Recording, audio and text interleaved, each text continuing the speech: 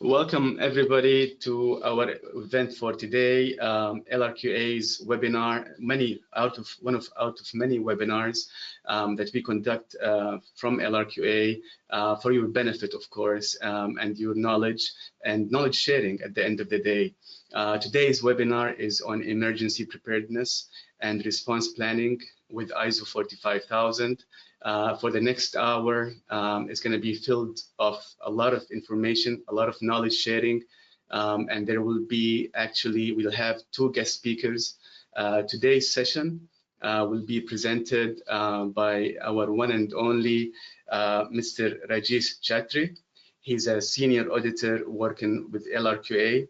He has 30 years of experience within the HSE domain and more than 500 audits done by him in the disciplines of ISO 45000, ISO 14000, ISO 9000, and many other ISO standards. So welcome, Rajesh, and thanks a lot for presenting today. Not only this, today we also have two guest speakers, Mr. Vijumal Sulik. He is the HSE Manager Compliance and Governance at Dubai Dry Docks, and he has 22 years plus of experience within the HSE domain in many different sectors, across a lot of sectors, construction, manufacturing, and many others. He will introduce himself also later on. And finally, we also have another guest speaker, Mr. Engineer Adham Khalafallah. He is the EHS manager working at PCFC, that's Ports Customs and Free Zone Cooperation. Mr. Adham has 25 years plus of experience within the HSE domain, and welcome, Mr. Adham. Mr. Adham is having some technical difficulties, I think, joining in, but hopefully he'll be able to share his experience with us during today's session. All right, so this is the introduction for now, and we're heading out to Mr. Rajesh with his session. Please, Mr. Rajesh, go ahead. Yeah. Thank you, Eamon, and hello to everyone. It's indeed a pleasure to be, interacting with you all. Today's session, we are going to talk on the emergency preparedness and response planning as a part of the implementation of ISO 45001-2018. So, before we begin, let me just make it clear. We'll be sharing this recording, so I guess the session is getting recorded. As the session goes on, if you have any questions, please submit the questions in the chat box. We have a Q&A session at the end. And of course, please fill up a short survey after the webinar. It really helps us to, improve and serve you better. So Eamon has already, introduced the guests. So we'll get into. لما يجي دورك اعمل لحالك unmute.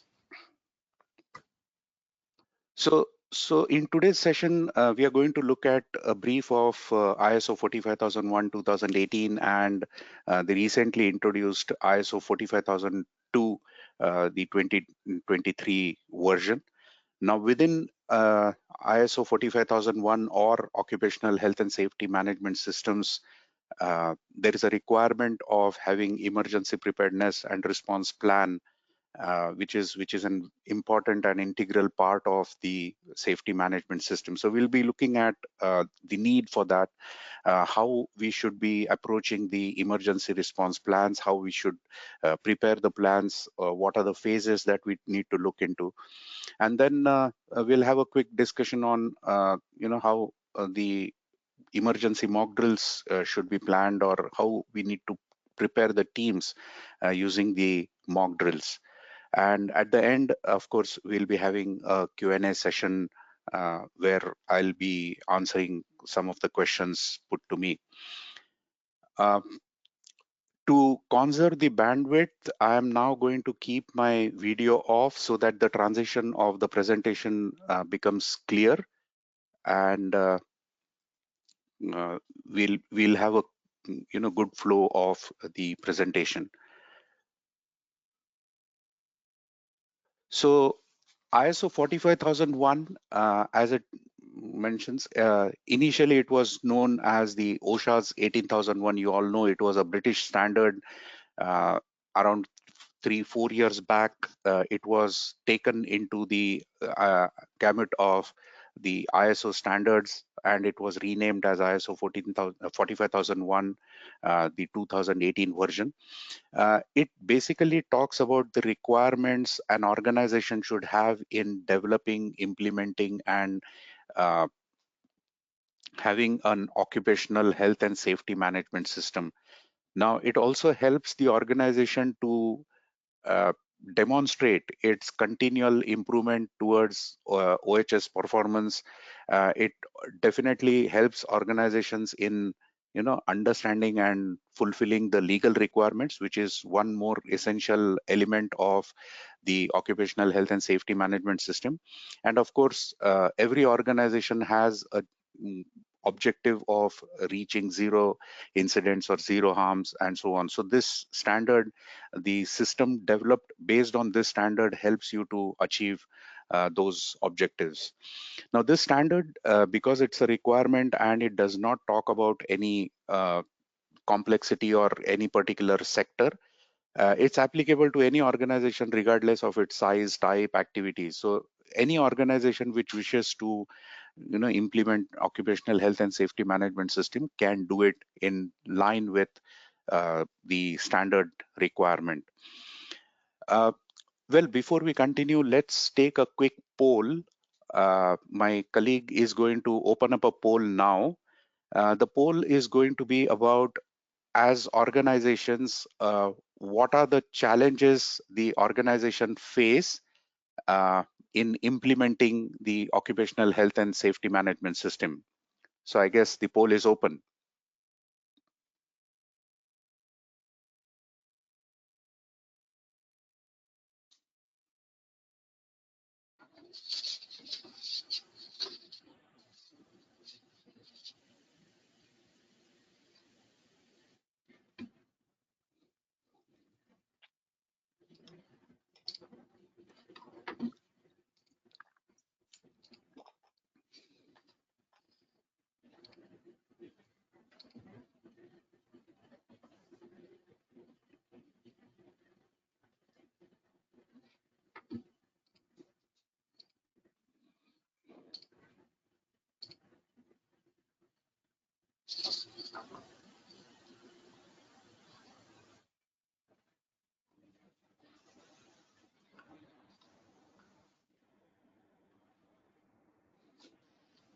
We're getting responses on the poll question.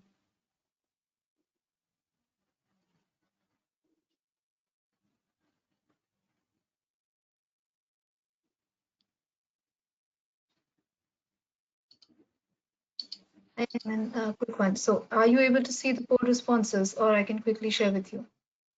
I'm not able to see them. Okay. So 45% say that lack of commitment from management is the reason. 47% say it's budget constraints. 57, the maximum, have given lack of trained professionals, and 41% say resistance of change. So if I have to chronologically put it in the hierarchy, it would be first, lack of trained professionals, second, budget constraints, third, lack of commitment from management, and last, resistance to change. Yes. Yeah. Yes. Pallavi, I'm not surprised seeing these poll results, because this has been my experience also doing the audits, and many organizations come up with these issues, saying that probably the biggest challenge they face is people who are implementing the systems. They face challenges in understanding the requirements and what needs to be done and so on. So I guess, yes, I think the poll also speaks the same thing. Yeah, Amen? Yes, all valid. Also, I'm not in the HSE domain, but from the client's feedback, it's the same, more or less the same feedback. All of those are considered challenges within organizations.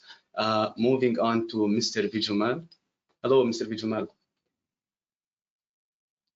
Hi, good morning, Ayman. How Hi, are you? good morning. I'm good, not too bad going on.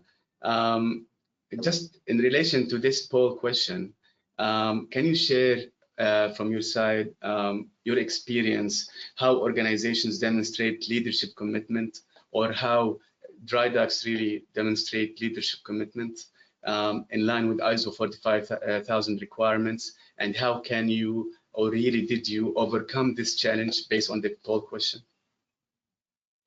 Okay, thank you so much. Hi, good morning, everyone. And I think Mr. Ayman I have to just to say thanks to him for making me part of this panel as a speaker. And I represent the dry docks world. And then if you look at the history, I won't take long. So I think you might have all know that what is the dry docks world and what are we doing. As you can see, I'm not wearing my blazers because I'm on my coverall. That itself giving you the how the business in the dry docks world is. So we're always on the field when it comes to this. We are into the ship repair and maintenance, rig repairs and all, and we also do new build. So that's a basic background, and we have a 7,500 employees, which is under the direct payroll of dry docks, and then we have subcontractors. Altogether, the day-to-day man-hour is expected and assumed, or maybe approximately around 12,000 is the man-hour on a daily basis. So now coming back to the question that Mr. Ayman just raised, so for me to just to put my opinion on this, so the leadership and commitment when it comes to the implementation of HSE management system, one of the core pillar, although the poll has given this leadership and commitment a fourth position, but I would always consider this is also as one of the key pillar when it comes to the elements of management system. And if you look at the standards, basically from 45,001. So leadership and commitment, basically, we have to have some sort of strategy to implementing the HSE management system across the business by understanding the needs and expectations of the workforce, as well as the how do we improve the safety standards within the organizations. So the leadership and commitment in dry docks world, what we have implemented, I just give you a very brief about the TOR, which is the terms of reference. So we developed a framework to cascade and escalate as a mode of cascading and escalating the responsibilities of leadership and commitment and management from top to bottom and bottom to top. So the philosophy is something like, where all the strategical programs and implementations to improve the safety of the organizations to be cascaded from top to bottom, and any problem or that needs to be addressed and resolutions to be extracted as an outcome of the discussion from the bottom to the top. That is the philosophy that we applied.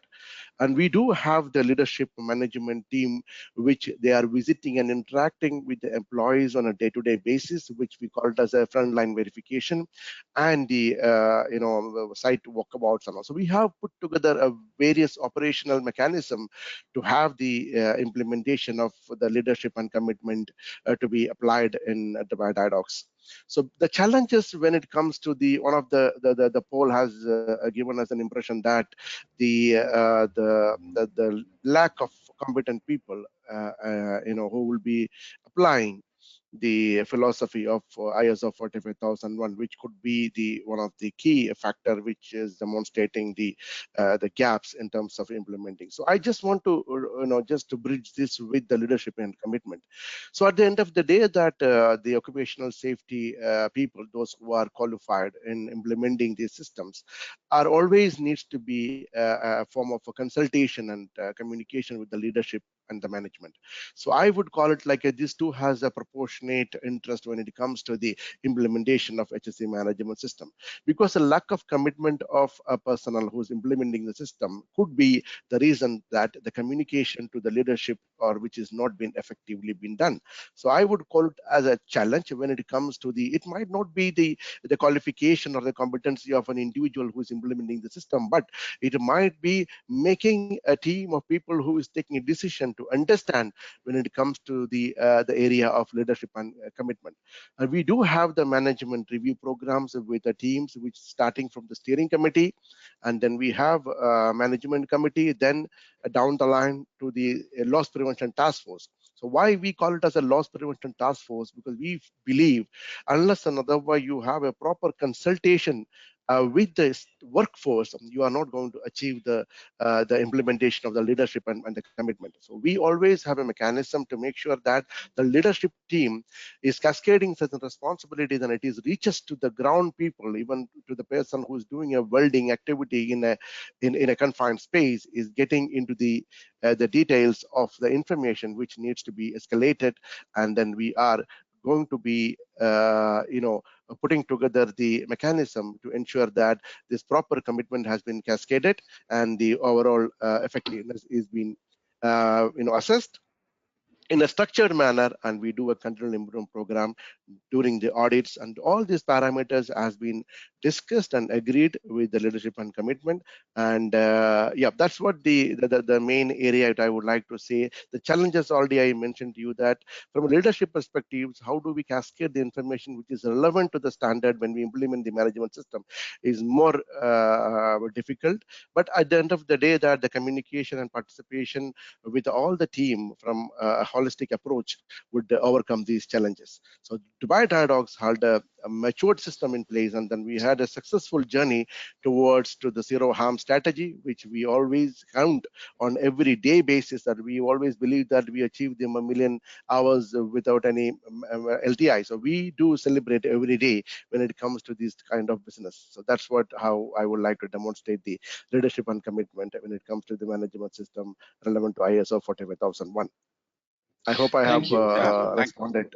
Yes, you did, Mr. Vijamal. Thanks a lot for your insights. And just based on what you're saying, even while you're speaking, I felt also that even the capability of teams, I think it's even to an extent can be tied up with leadership commitment, right? Absolutely, To an absolutely. extent, right? So it's a different challenge, but sometimes, in ISO, we preach identifying root causes, right? And I genuinely feel, based on this discussion now, that even the capability and the level of training of staff and employees is to an extent tied up with leadership commitment. If leadership is committed to have everybody trained, on top of their thing, know what they're doing, people will follow suit, right? That's what we always say. So thanks a lot. Absolutely. Thanks a lot, Absolutely. Jamal, for this feedback and insight. Mr. Rajesh, back to you. Yeah. Thanks, Vijamal and Ayman. So exactly in lines with what Vijamal said, ISO 45002, the standard was introduced. If you all recollect, every OSHA's standard, OSHA's 18001 had this OSHA's 18002, a guidance document to help organizations in implementing the main standard OSHA's 18001. So in line with that, ISO 45000, the ISO organization has also introduced ISO 45002 2023. So it was very recently launched. So this particular standard, again, it's not an auditable standard, it's a guidance document. So it is given to organizations so that they can use it and implement ISO 45001 standard to have a successful occupational health and safety management system. So the auditable standard still remains ISO 45001, and ISO 45002 is the standard which is as a guidance document to organizations on how to implement or how effectively an occupational health and safety management system can be developed. And there are several benefits that organizations can reap by implementing an effective occupational health and safety management system. And if it is done on the basis of ISO 45002, again, it would be much in the benefit of the organization. So here, let's take a quick second poll on what are the benefits that the organization have reaped by implementing or having an effective occupational health and safety management system in line with ISO 45001 2018. So please give your opinion on the poll, and we'll then quickly summarize.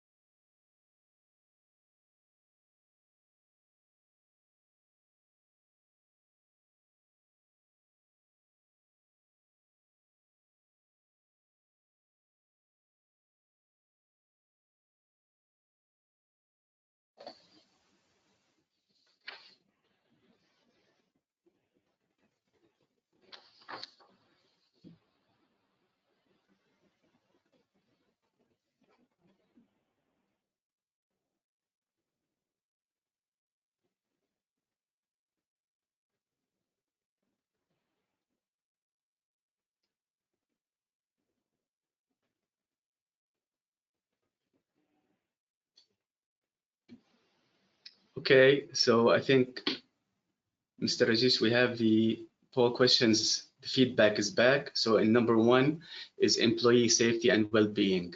Second, at 86%. Second place, 64% compliance with legal regulations. Third place is increased customer trust in your business. And third, at 39%, shareholder confidence. I mean, there is no surprise here that employee safety and well-being came as number 1. Yes. At the end of the day, our employees, our most important asset, right? Yeah, that's true. And in fact, the occupational health and safety management system could also go just beyond the human resource. It can also help in understanding the risks to the asset, to the other resources, and it can help the organizations to implement systems which can safeguard the interest of the organization in terms of total loss control. So it is not just on human resources. Yeah, Eamon. Yes, yes, I like this point. Yes, and with the focus, with the poll survey, we have now, Mr. Rajesh, the 45,003, isn't it? Which also focus on the psychological well-being of the employees, Yes. right? Yes, Yes. yes. Which demonstrates also how important, even from an ISO standard perspective and ISO committees, how important is the employee well-being. I guess the psychometrics and psychological well-being even came more into effect after the unfortunate incident of the pandemic. Pandemic, yeah, that's true. Yeah. Absolutely. Okay, unfortunately, Mr. Adham from PCFC, Ports Customs and Free Zone Cooperation, is having difficulties connecting online today, so he wouldn't be able to make it. That's unfortunate. Mr. Ayman, do you hear me? Oh, Mr. Adham. Yes, good morning, everyone. Finally, I was able to connect with you. Thank you and welcome. I know technology is not something easy to deal with sometimes, and it has its challenges, but I'm really happy, we are really happy that you were able to join us. It's my pleasure, Mr. Ayman. Always, I hope my voice is clear. It is clear. Yes, thanks a lot. Yes. So, so it's a good thing that you joined. I hope you were able to listen to the discussion. So we're discussing the poll question and benefits of the 45,000 management system. Can you just please introduce yourself to the team and the people joining us today? And if you can elaborate on the benefits really of implementing ISO 45,000 within PCFC from your experience. Of course. First of all, good morning, everyone. And thank you for participating in this webinar today. My name is Adham Muhiddin Khalafallah. I'm a marine engineer working in Dubai Ports Authority for the last 15 years and having an experience more than 25 years in ports and maritime sector. Basically, our entity or our department regulates over 14 marine sectors in the Emirates of Dubai, where we are covering ports, ship repair yards, marinas, and wharfages. We are under the main umbrella, the Ports, Customs and Free Zone Corporation, PCFC. This is the main umbrella, which we are one of the entities under PCFC. And PCFC actually is one of the government organizations under the Dubai government, which was officially established in 2000, and authorities operating under its umbrella. We have more than 8 entities under PCFC.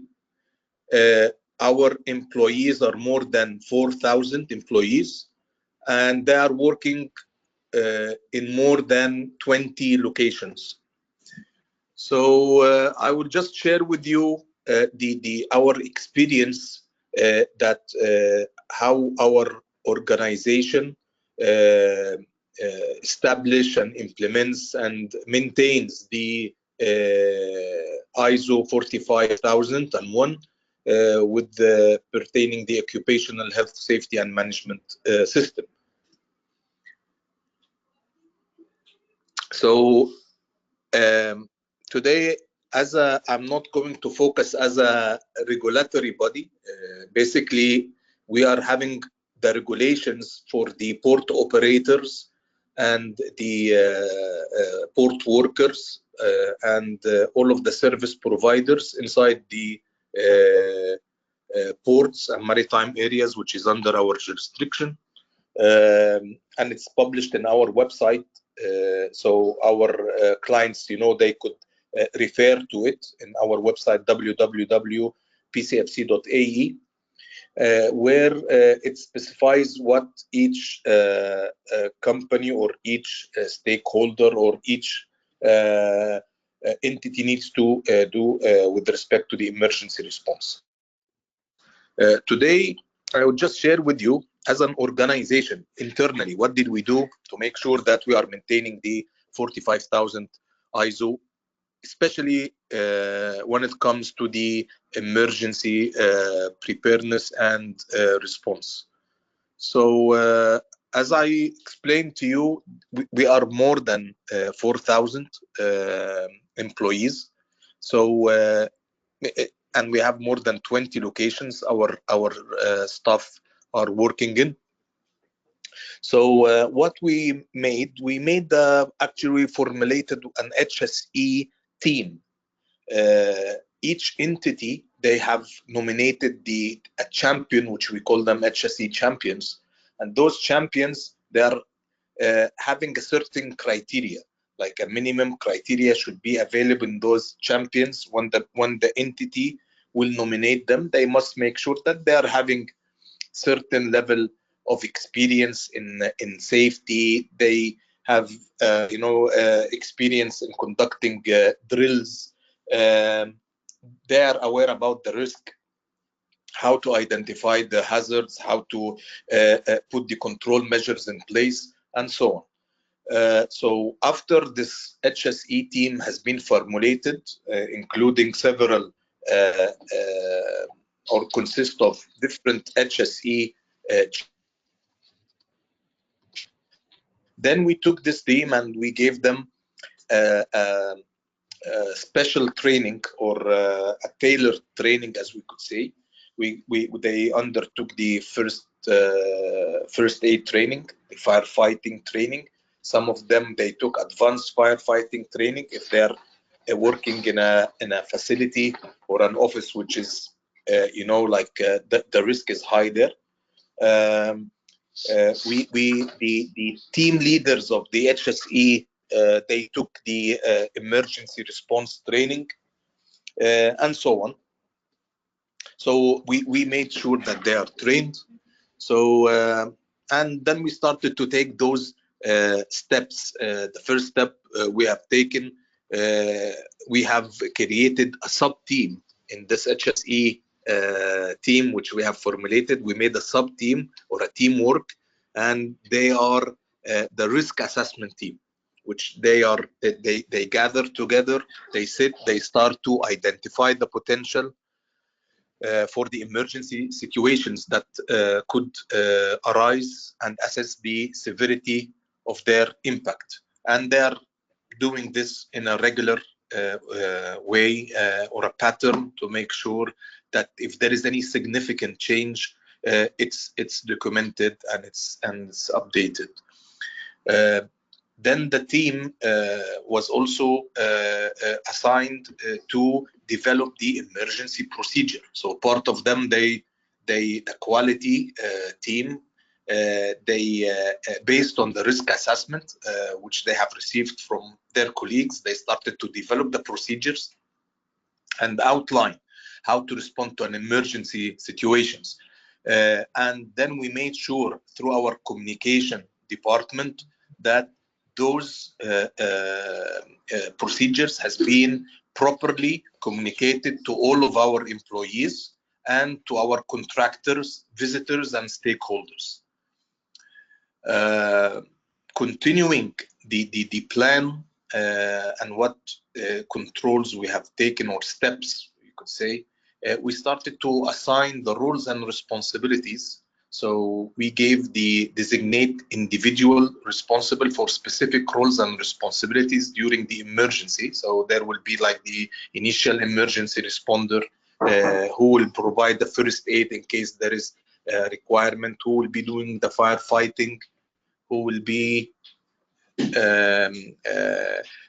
calling the emergency, like the external emergency response team, like the police, the fire, the ambulance, the DCD, who will be communicating with our management in case the level of the emergency is escalated. And then, as I said in the beginning, we have trained our employees as per the defined roles and responsibilities, and they make sure that they could perform their roles and duties, including and during the emergency, in a proper and competent and professional way. Finally, we review and improve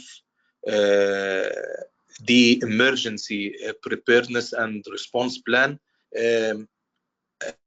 the negative and positive points which we are defining during the emergency drill, which we are having a 3-year program or a 3-year plan ahead, which will cover the emergency drills with different scenarios and different levels in all of the entities in our corporation.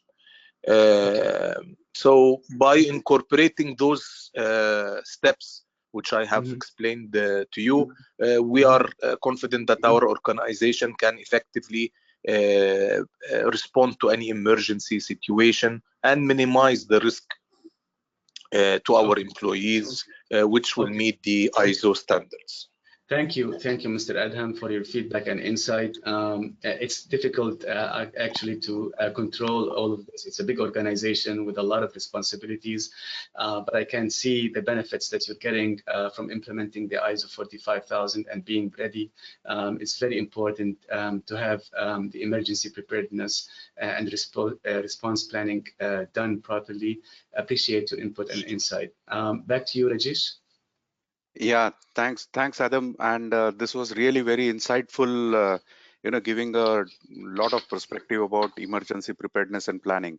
And this particular session is exactly focused on that, as to how the organization should,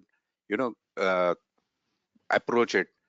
Now, if we look into the ISO 45001 standard, and there are various requirements. So there is under clause 8 in operations, there is a requirement which talks about planning and response to the identified emergency situation. So we need to identify what can go wrong, what is the potential in things going wrong, and then if we feel that it's a emergency situation, then we need to plan for responding to the emergency so that we can minimize or eliminate any kind of damage that may come up with that. Now, for emergency preparedness, it refers to a coordinated approach towards managing emergencies such as accidents, man-made calamities, natural disasters, pandemics, terrorist attacks. So anything which you find that cannot be controlled by normal or operating control procedures, and for which some different procedures need to be implemented, these are the emergency situations. So quickly, the examples that we see: serious injuries, medical emergencies. It could be a individual injury, or it could be an individual having some difficulty, or a team. There could be several dangerous occurrences like fire, structure collapse, toxic releases, bomb threats, terrorist attacks, and even natural calamities. In many parts of the world, we have the floods, typhoons, cyclones, hurricanes, tsunamis, ports, dry docks. They also face a lot of challenges from these things. So we need to identify these situations from where things can go wrong, and then plan for it. Now, there are various categories of emergencies. So the emergency could be at individual level, wherein some person needs medical attention, or it could be a cardiac arrest or something like that, or it could be a emergency at a team level. So it could be at a department or a section level, or it could be at the complete factory level. So the entire site is under threat, and at times the emergency is so big that it goes beyond the site and the control of the organization, and it will be then declared as the off-site disaster. So something which is going beyond the organization.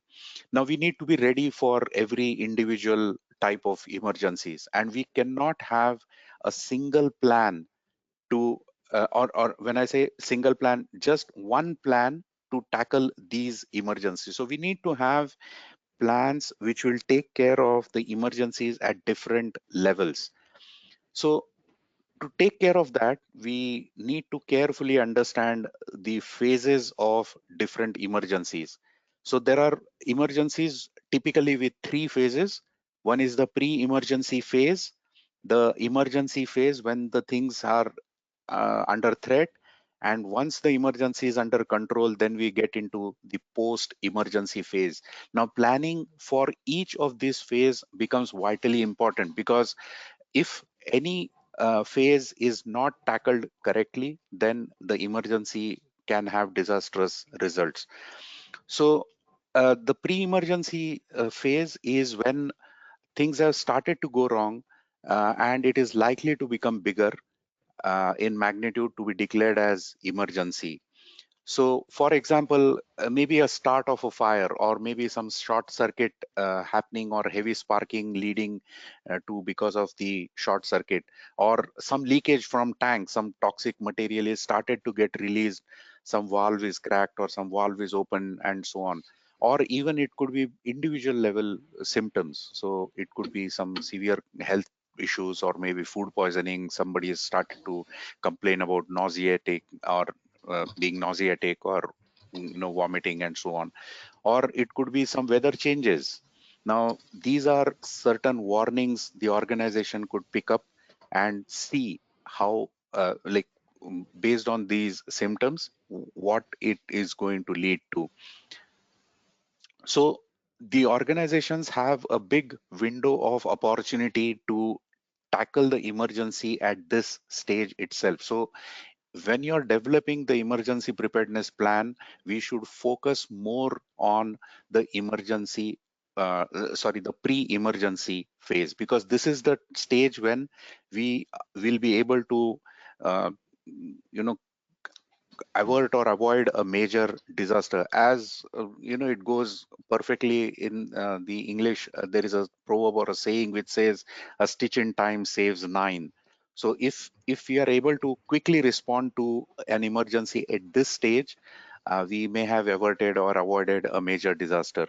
So to do this, we need to have a robust hazard identification and risk assessment mechanism. So at every stage, we should be able to identify what is a normal risk and a risk which is a potential emergency situation. So this term becomes vitally important, potential emergency situations. And if this is used in doing risk assessments, then it will be used in deciding the quantum of the emergencies or the different natures of emergencies. So based on the pre-emergency phases, then the resource allocation, the capability building can be done to uh, address and attack the emergency at this stage itself. Communication, training, public education again becomes vitally important, because that is how we are going to minimize the impact of the damage. So even when we are not under emergency, we can make use of the situation and proactively communicate and train our own people to address and tackle the emergency. So pre-emergency stage or pre-emergency phase is something which is vitally important, and our emergency response plan should be talking about this phase. Now, not all emergencies have a pre-emergency phase, and this pre-emergency phase, the timing would vary depending on what type of emergency it is. Now, if it is a sudden situation like an electrocution, a case of electrocution, there we may not get a pre-emergency phase. The person gets electrocuted and immediately is under emergency. Or a kind of explosion. An explosion is something where you do not have a pre-emergency phase. So but yes, there will be several emergencies where pre-emergency phase would exist, and we should identify that and tackle it. Uh, Emergency phase is something where things have worsened and have gone beyond the control of the quick response team or people who first responded to this emergency situation. It has gone beyond their control. It means that now there are expert teams or dedicated teams which are so-called ERT members or the emergency responders. They need to be put into action. So this could mean that we have now we have to evacuate our people or take our people to safety, or start providing the medical care and so on, and start fighting the actual emergency. Now, effective communication is again critical during emergency, because we need to communicate between the relevant teams. We need to communicate with employees who are evacuating. We need to keep them updated as to what is the situation, what are the do's and don'ts, and so on. So it is no doubt a part of the training, but during emergency also, communication becomes vitally important. Now, this is the stage when, as I said, the expert teams, the responders will take control of the situation and would try to bring the emergency under control. Here, the roles and responsibilities of every individual at a microscopic level becomes very important, because we do not want to land up into situation where people within the teams are confused as to who is supposed to be doing what job during the emergency. So it is important that we define it well before an emergency strikes and then do practice of that. So detailed training should be conducted for all the emergency response team members. Now, this is also a part of mock drill. We'll be coming to that in a couple of minutes. But detailed trainings, so there has to be an emphasis and focus on training these emergency responders or the team members in different emergencies. So it should not be just a simple common mock drill and then we declare that yes, our teams are capable of handling the situation. We should be training them on attacking each and every kind of emergency. Once the emergency is brought under control, that is the time when we can declare that yes, the emergency phase is over. However, the situations have not become normal. So the duration between the time when emergency has been brought under control to the actual normalcy is restored, this is the post emergency phase. Now this is more often ignored by many organizations when they develop the emergency response plans, and I have come across various situations where once the emergency has brought under control, because it has not been handled correctly in post emergency phase, the disaster has struck again, and it has become a bigger emergency because it was not addressed and controlled correctly. So post emergency phase is something which organizations need to realize and work towards it. So recovery is a critical stage of emergency management. So this is the stage when you're restoring the normal operations. Here you need to do a thorough assessment of the damage. So damage assessment is one part of it. Now, investigation of the incident. Many organizations make this mistake that they start the investigation of the emergency while the emergency is in existence, which is a very wrong thing to do. Investigation should not start before post emergency phase. You should first make sure that the emergency is under control and the situation is completely under the control of the ERT, and then you may initiate the investigation. There will be several teams which will start working together simultaneously. So there would be spill control, there could be waste management, there could be damage assessment. Electrical department will start doing assessments of the electrical systems, the utility systems, and so on. So all these things need to be looked into. Then a detailed report would be made quickly to find out what is the affected area, what needs to be cordoned off, what can be brought back to normal for routine operations. And then once the affected area is cordoned off, once the entries are restricted, all the other unaffected area can be brought under routine operations. And in the affected area, the waste collection, cleaning, disposal work will continue. The restoration work basically will continue. Once the restoration has started in the emergency phase, you may have used, depleted a lot of emergency equipment, be it fire extinguishers, be it PPEs, be it any other spill control kits and so on. So restoring them again should be a part of the post emergency phase, because this is something if we ignore, next time we will be falling short of these equipment. So as a part of post emergency phase, even restoration of these equipment becomes important. Once all these things are done, once everything is under control, assessment has been done, work has been started for restoration, then the normalcy can be restored. People make a mistake, organization make a mistake of uh, gearing up and in a hurry try to declare normalcy. Now that is something which people should be mindful of, and before you have cordoned off the affected area, normalcy should not be declared.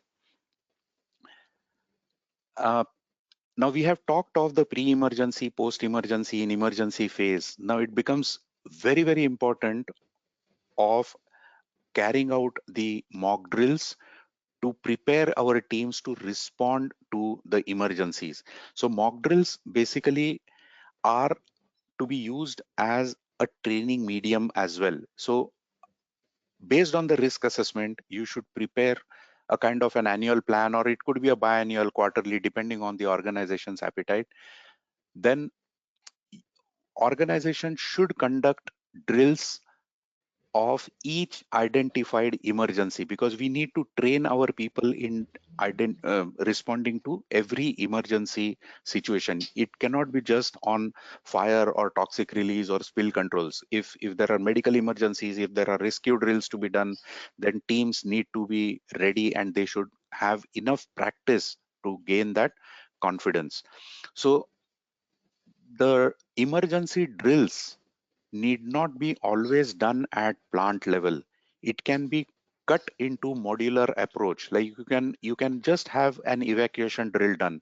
You can do first aid drill. So before, without disturbing the organization, without disturbing the entire plant, you can still have the fighters or the first aid members to come together and practice the treatment and firefighting and so on. So firefighting drills can be done, rescue drills can be done, rescuing from confined space, rescuing from height, rescuing from odd areas, and so on. So all these can constitute to mock drills, and these need to be parallelly done, because if we recollect, it could be a section level emergency, it could be a department level emergency. So every department has to conduct these drills of first aid, firefighting, rescues, patient handling drills. So it is again a very critical thing, that how we handle the patients, because if somebody is injured and if the patient is not transported to the hospital in safe manner, it can add to the problem. So we can have a modular approach towards conducting the mock drills. Now, mock drills should have basically two objectives. This is the main thing. The first one, conduct mock drills as a part of training to build the capability of the team to respond to emergency situations. So here, mock drills should be looked as trainings. So we are going to train our people. We are going to build the capability of our emergency response team members to address and tackle the emergencies. And that can be done through training. So this is like an on-job training, giving people an idea of how to respond to emergencies in case there is an actual emergency. After having done such drills on the floor, on the job, about uh, tackling the emergencies, then once we have signed off, once we have evaluated that yes, now our teams are capable of responding to the emergencies, then the mock drill should be conducted to test the effectiveness and alertness. Now, many organizations do a mistake of conducting the mock drills directly to test the effectiveness and alertness. Now, unless and until people have been trained, people have been made aware of the emergency response procedures, it will be difficult to control the emergency. So it should be a part of training and then evaluation. So to conduct a mock drill, we should define the drill, we should define the objective, we should create a scenario, we should communicate to the participants. So it is like a normal training, on the job training. So we tell people what is to be done, what is not to be done, how it should be actually conducted, who should do what, and the coordination between the team members, all that as a part of training and a mock drill.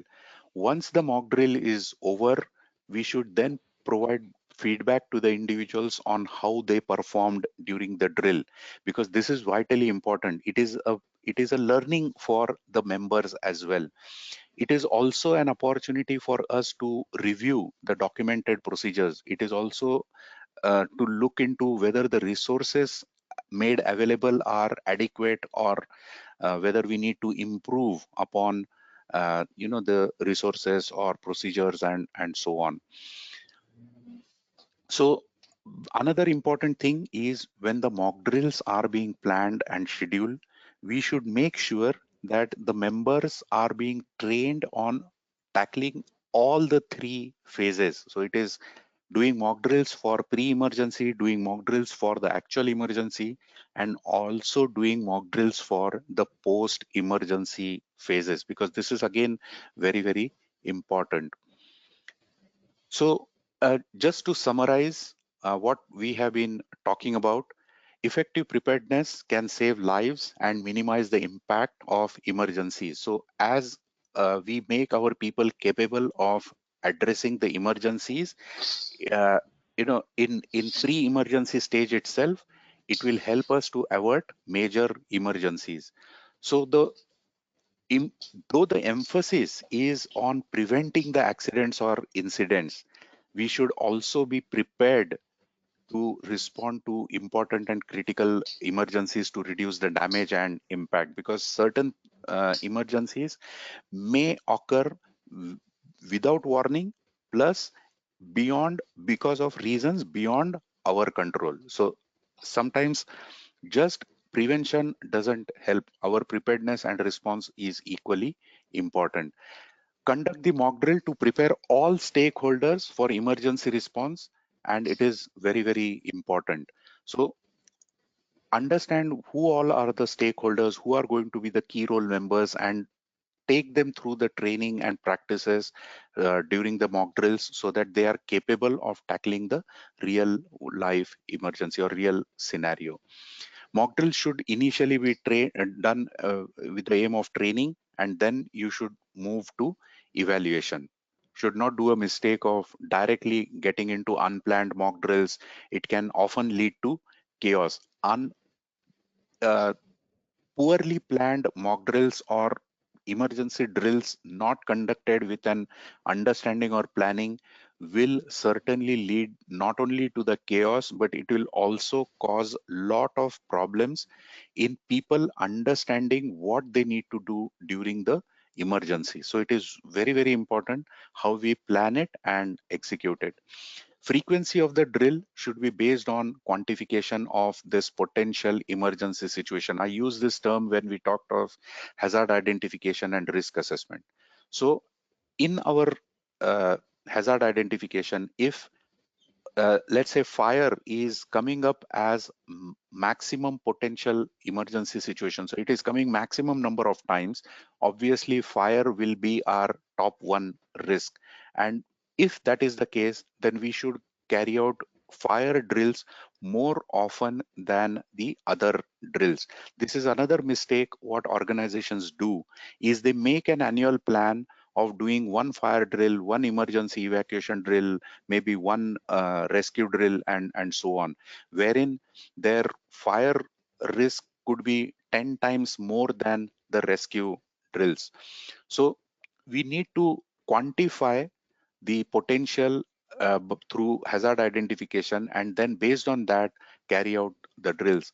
Now, understanding this requirement, even some of the legal requirements also specify that the drills should be conducted how often. In certain states or in certain countries, it is legally mandated that the organization should conduct fire drills once in 2 months or once in 3 months or once in 6 months and so on. So if that is the case, at the minimum we should comply to the legal requirements, but we should definitely go beyond that and build in our capacity.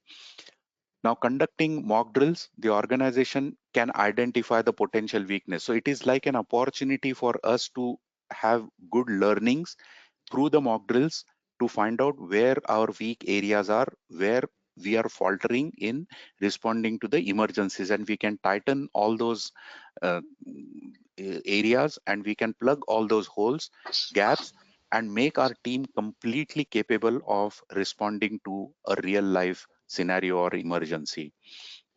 Regular mock drills will also help ensure that the plans and procedures remain up to date and effective, because people change. There is a lot of change. There is a lot of infrastructural changes and so on. So every time frequently we conduct mock drills, it is also an opportunity for us to review our plans and procedures and capabilities. So this is very, very significant and important. So remember, prevention of emergencies is indeed better. So prevention is better than cure, no doubt about it. But not always the prevention is the only solution. Sometimes the emergencies may occur without warning or may occur for reasons beyond our controls. In such cases, we should be focusing on early detection and treatment, that is in pre-emergency phase, to minimize the impact of the problem. This is very important. Additionally, prevention may not always be feasible or practical. For example, accidents or emergencies, like we talked of explosions or some man-made issues like food poisoning. So though we have put in stringent controls to eliminate it, there could be issues, or there could be possibilities that the emergencies could still occur, and we should then be ready to focus on quick and effective actions to address the situation. So while prevention is important, maintaining health and well-being is not always the only or best solution. We must also be prepared to respond to the problems as they arise and take action to minimize the impact. And thus, emergency preparedness and response becomes vitally important. So this is what I wanted to share with the team in today's webinar. I know that this topic is can be dealt with quite in details, but for the want of time, we'll be stopping here. Now, the next step, what all individuals can do is visit our website, where you'll get to know a lot of resources about ISO 45001, 14001. There are a lot of training courses that we conduct. We can certainly do trainings on, training your people and developing the capabilities in emergency preparedness and response and so on. So it can be bespoke trainings or customized trainings, and there are a lot of standard trainings and so on. We can definitely help you in doing gap analysis and certification to ISO 45001. The reason I'm saying this is because LRQA has always been on the forefront. It is pioneer in conducting certification. We hold the UCAS accreditation, the number 001. So we were the first ones to get accredited. And based on our expertise and our wide network across the globe, we can bring you solutions which will be in your benefit and in the interest of your organization. Thank you. Yeah, thank thanks. you, Over to you, Eamon. Yes, just quickly, because we have a lot of questions and we're already over time. So we'll try to cover some of the questions posted by the attendees. I'll just start with the first one. So there are so many types of emergency drill. How to prioritize which emergency drill that should be done first? Due to constrained budget and time, we cannot do all emergency, which I think you covered part of it over the during the discussion. Yes. So this is a very common question which comes up during our audit interactions also, and for that there is a mathematical approach. So hazard identification and risk assessment is the one which the organization should make use of in determining the quantification of the risks and the gravity of the situation. So if we use the term potential emergency situation in our hazard identification, then it becomes easier for us to quantify our top risks in terms of emergencies. And as I said, once the risk assessments are done, we can simply list down the situations and then find out which type of emergency appears in our risk assessment more often, and depending on that, we should then start tackling the or conducting the mock drills. Okay. Second question, does ISO 45000 cover ISO 45002, or we need to get different certification? No, ISO 45002 is not a certifiable standard. So when you implement occupational health and safety management system, the certification is always done against ISO 45001. So that is the ISO standard for certification. ISO 45002 is a guidance document. So it is to be used to implement the health and safety management system in line with 45001.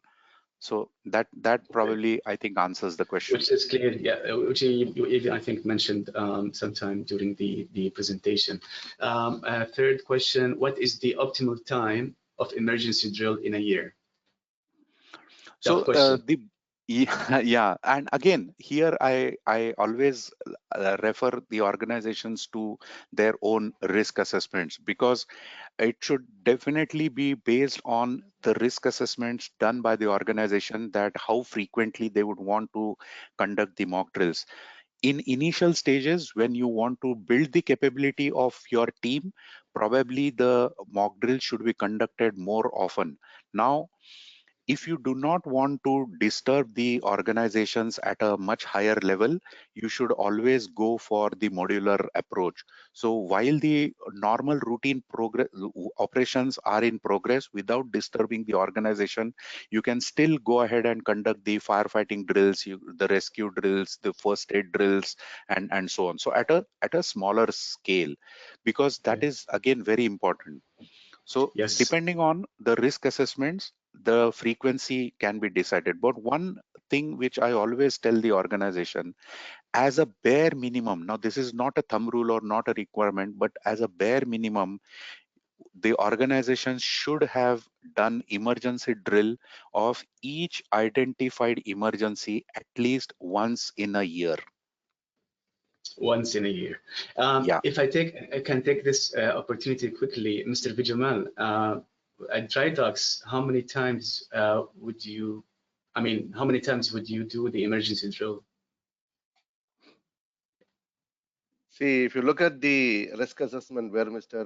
Rajesh just mentioned, we are conducting more than 100 plus a year. 100 plus a year based on the activity. As he rightly said, it is not just a legal compliance, it is a duty to care. So we need to realize that based on the nature of activity and the risk assessment where it is identified some emergencies are there, we have to conduct multiple emergency drills. So recently we have engaged, like on 9th, we had our almost not on 9th, 16th, we had all the authorities having jurisdiction in Dubai or UAE has come and then coordinated for a drill, which we created a simulated scenario of a vessel blast, which is an explosion. So that was a scenario. That is one scenario. When it comes to our nature of work, there are multiple scenario, multiple emergency. As Mr. Rajesh mentioned, exactly, he touched the pinched the right element. It is not just based on an emergency drills to be conducted. It's based on what type of emergency has been identified and what level of expectations is there as an outcome of the emergency, because most of the time emergency can be handled on ground, but some emergencies could not be handled on ground. It can lead to a crisis or a disaster. So what is the level of crisis that we are anticipating from an emergency also needs to be highlighted when you do the risk management program or a risk assessment program. Like, for example, I can give a classic example of something, an explosion that could happen, because a man involvement during an explosion is very, very, very rare. It has to be subsidized using another mechanism to enable that environment for a men to enter. So that is something which could lead to a crisis, because you'll have a suspension of job, you will have a redundancy of workers, you will have the loss of workers and productivity. So this is coming to business continuity. So it has a lot of elements. I don't want to just go to the Yeah. the spread of this particular element. So when you touch this point, it will go to a different maybe we don't need to just limit the discussion on emergency only. We need to talk about crisis, we need to talk about disaster, we need to talk about business contingency plan, we need to talk about business continuity plan. So there are so many elaborative versions from one stage to other stage. So here what we do multiple, many, maybe today also we have 4 drill conducted. It might be fire drill, but fire drill to be done in different scenarios. Correct. There will be other drills and all, because we have a gangway, maybe gangway collapse, maybe Yes. gangway okay, that's an emergency. We do the emergency drill for that. How do you I handle that? think, So this is how yeah. we do that. Thank you. Thank you. Thank you. I think in summary, it depends on the complexity of the organization, the risks that we have, and accordingly, we can make a decision and know what's sufficient number. Yeah, the most It appears to be important a part logic. here, I might, yeah, the mist, just let me conclude it. The more for others, those would be interested to know, the most important part, have to know your business first. Yes. You are the one who know your business, and then you are the one who's going to see what are the risk appetite I can hold, and what are the risks I need to demonstrate to make sure there is no mishap or something that could happen to prevent my business to be discontinued, disturbed, or any kind of legal, moral, or financial aspect. When it comes to the basic philosophy and fundamentals of health and safety management system, when an organization is dealing, so this all are interconnected in such a way that we have to have a proper mechanism in place to demonstrate our interest when it comes to the emergency response and procedures. Okay. Yeah, thank you. Thank you, Bijovan, for the feedback. I will squeeze in one more question, if I may. Yeah. The question is it a good practice to have a tabletop exercise followed by a physical drill exercise? Yes. So tabletop exercises are often misconstrued. Uh, Tabletop exercises are not replacement of the emergency drill. So tabletop exercises could be the initial part of the mock drill. So in order to train our people in conducting the actual drills on the site, yes, we can get all the stakeholders, all the emergency response team members to a conference room or across the table, and then have a discussion with these members on various scenarios, and then build a kind of coordination between the team members across the table. Once they are confident over there, once their understanding of their own responsibility is clear, that is the time when we would take them onto the site for actual drill practice. So tabletop exercise, yes, are effective, but are not replacement to the actual drills conducted on site. Okay. All right. Thanks for the feedback, Rajesh. I think it was an insightful session. We are going over time now. I just want to say to everybody who's attending today, it's a great pleasure to have you as always, and stay tuned for more webinars. We're committed to providing you with a lot of information on different schemes, whether it's health and safety, whether it's business continuity. I know some of the questions were relating to business continuity management, and many other standards. Stay tuned, check your emails. We'll send you more invites for additional webinars during the whole year. Having said that, at the end of this session, you will receive 2 poll questions. Please answer them. It will help us improve and provide you with what's suitable for you, what the audience want, so to speak. I want to thank Mr. Bijumal from Dubai Dry Docks for attending. I want to thank Mr. Adham from PCFC for attending. Rajesh, thanks a lot. And I would also like to thank Mrs. Pallavi Banerjee. She's the soldier behind the scenes. She's the marketing manager behind all of this, making sure that it goes as smooth as possible. So thank you very much. If you have any questions, or if we couldn't answer all your questions, please send it to inquiries.ae@lrqa.com.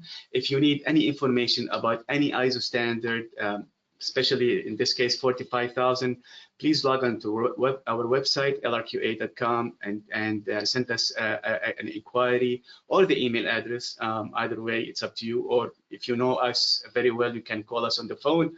We're reachable anytime during the week. With this, I conclude today's session. My name is Ayman Kiteli. It was a pleasure signing out. Until next time. Thank you all and have a good day. Bye-bye. Thank you Thank you all. everyone. Thank you for attending. Bye-bye. Take care and stay safe.